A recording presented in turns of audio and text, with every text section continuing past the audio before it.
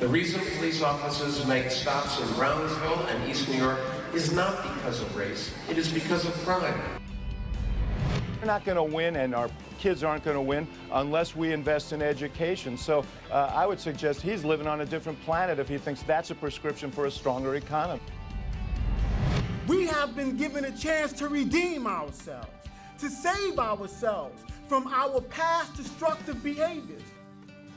Good evening and welcome to RFL. I'm Andrew Whitman, in tonight for Richard French. I want to thank you for joining us on this Monday evening, the 11th of June. And as always, we have a lot to get to tonight. First up, stop and frisk. Mayor Bloomberg, as you heard briefly, he spent part of his weekend trying to defend the controversial policy, but were you convinced? We've got an interview with a city councilman, and we're going to get into it on our roundtable. And then the court report on a bunch of interesting legal issues that the Supreme Court has weighed in on and might weigh in on soon. We're going to try to break it down for you in layman's terms. And later, is it time for more stimulus? The president is making his case, but are the American people buying what he's selling? And later, partisanship.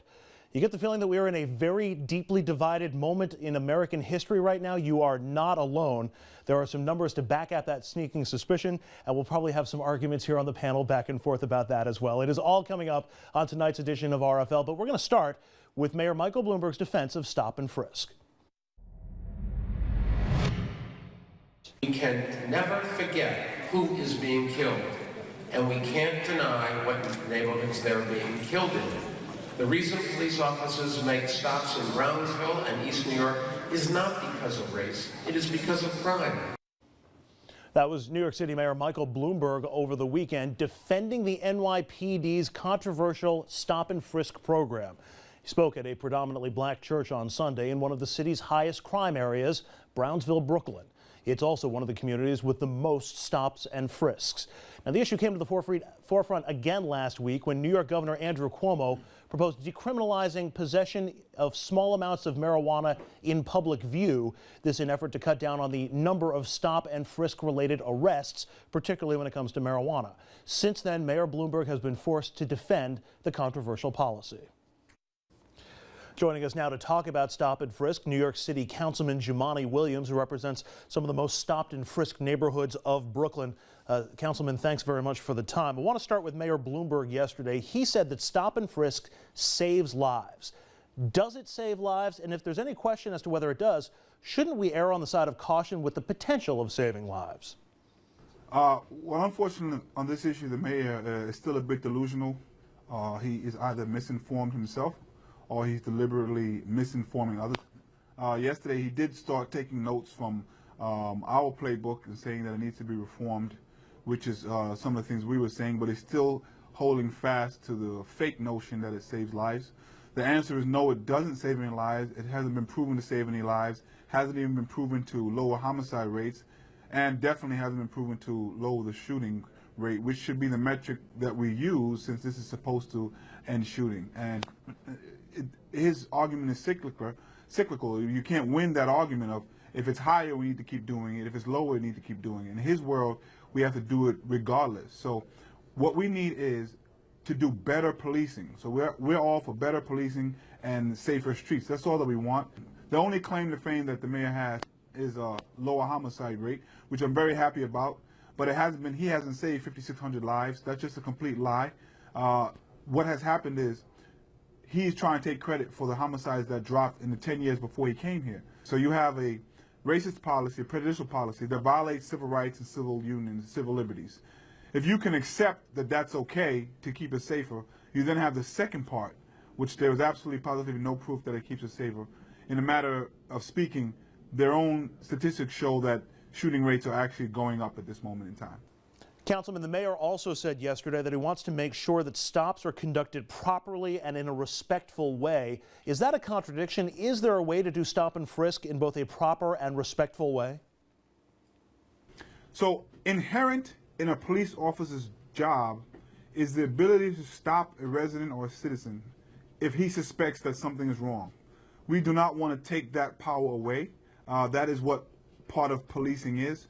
What we want to do is stop the abuses. So you should always aim for police officers to do their job better. This is what we want. But when you are stopping 800,000 people, as they are on track now, Almost 90% are black and Latino.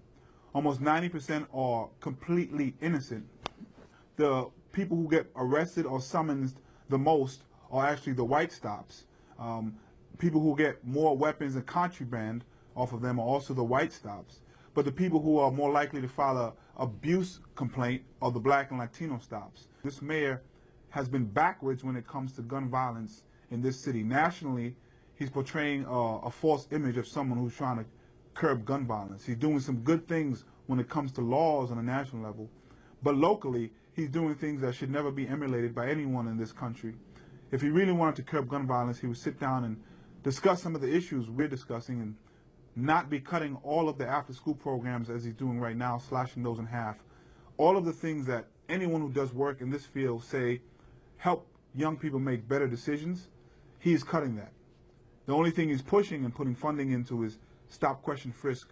By his own numbers, are ineffective. The mayor also saying yesterday that the ethnicity or race of the people being stopped is not germane to who is stopped and frisked. He wants to make sure it's not done, as he says, by the census. At the same time, he says the city would not tolerate racial profiling, calling it illegal. You yourself have been involved in an arrest that you say was racially motivated.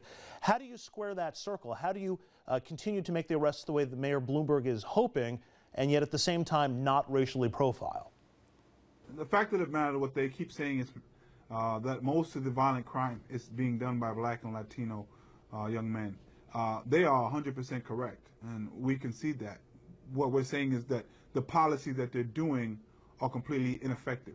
And those kind of practices create a culture that allows myself to be arrested trying to enter an event which I was invited to along with another young man, Kirsten Ford, who works for a citywide elected official. After we showed identification, after I was on the phone with the police chief trying to explain, still arrested, Kirsten was thrown to the ground. We were both roughly arrested.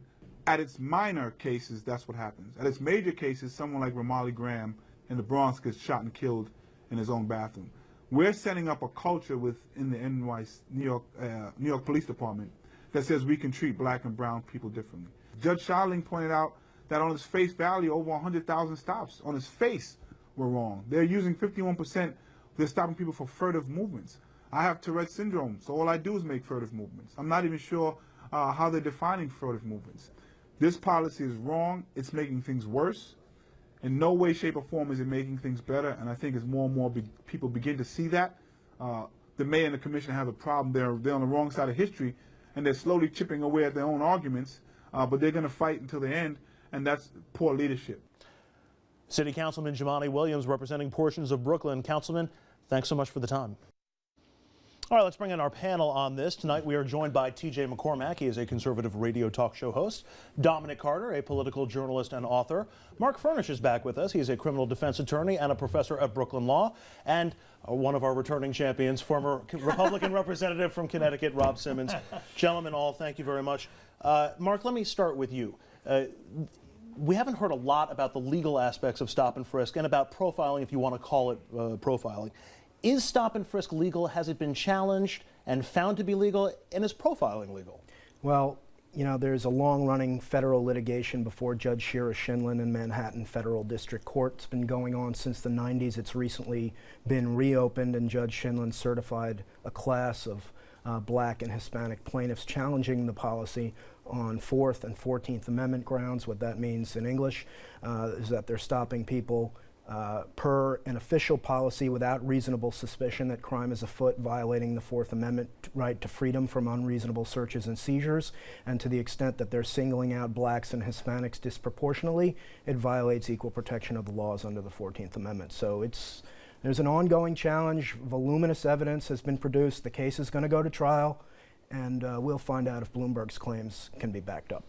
Should there be a claim to be made that even if some people's rights get abridged a little bit by this, that it's for the greater good? That if it brings down the crime rate altogether, that it's actually, maybe it's okay to have that little bit of a trade-off? Congressman? No, there's a saying that if you trade your liberty for security, you'll end up with neither. And I am a person who thinks that the 4th Amendment is very important, that it's the right of the people to be secure in their persons against unreasonable searches. And so then the question is the search actually reasonable?